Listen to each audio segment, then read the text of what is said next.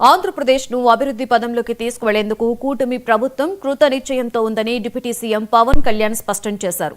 అమరావతిలోని ఫైనాన్షియల్ డిస్ట్రిక్ట్లో బ్యాంకులు, బీమా కంపెనీల ప్రధాన కార్యాలయాల నిర్మాణానికి సంబంధించిన శంకుస్థాపన కార్యక్రమంలో ఆయన మాట్లాడారు. రాష్ట్ర ఆర్థిక వ్యవస్థను బలోపేతం చేయడంలో ఈ నూతన కేంద్ర కార్యాలయాలు కీలక పాత్ర పోషిస్తాయని అన్నారు. అమరావతిని కేవలం పరిపాలనా రాజధానిగానే కాక దేశంలోనే అగ్రగామి ఆర్థిక కేంద్రంగా తీర్చిదిద్దుతామని ఉప ముఖ్యమంత్రి హామీ ఇచ్చారు. కోసం వేస్తున్న ప్రతి అడుగులో గౌరవ ప్రధాని శ్రీ నరేంద్ర మోదీ గారి నాయకత్వంలోని కేంద్ర ప్రభుత్వం అందిస్తున్న తోడ్పాటు మరులేంది. ముఖ్యంగా ప్రత్యేకించి అమరావతి అభివృద్ధికి వారు అందిస్తున్న ప్రోత్సాహం మేము గుండెలో పెట్టుకుంటాం.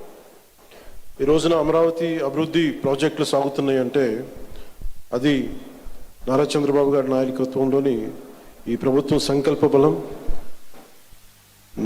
మోదీ గారి కేంద్ర ప్రభుత్వ సహకారం.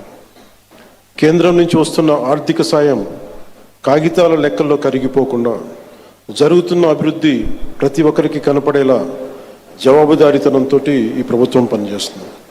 నేడు bank of India, Indian bank, bank of Baroda, IDBI, LIC లాంటి ప్రీమియర్ బ్యాంకింగ్ ఇన్స్టిట్యూషన్స్, అలాగే బీమా సంస్థలు ఒకటే చోట ప్రత్యేకించి ఒక బ్యాంకింగ్ స్ట్రీట్కి ఉండటం చాలా దేశంలో చాలా అరుదైన సంఘటన. అలాంటి దానికి పునాది వేసిన బ్యాంకింగ్ స్ట్రీట్ అమరావతి నగరానికి ఆర్థిక శక్తినిచ్చే అతిపెద్ద అడుగు.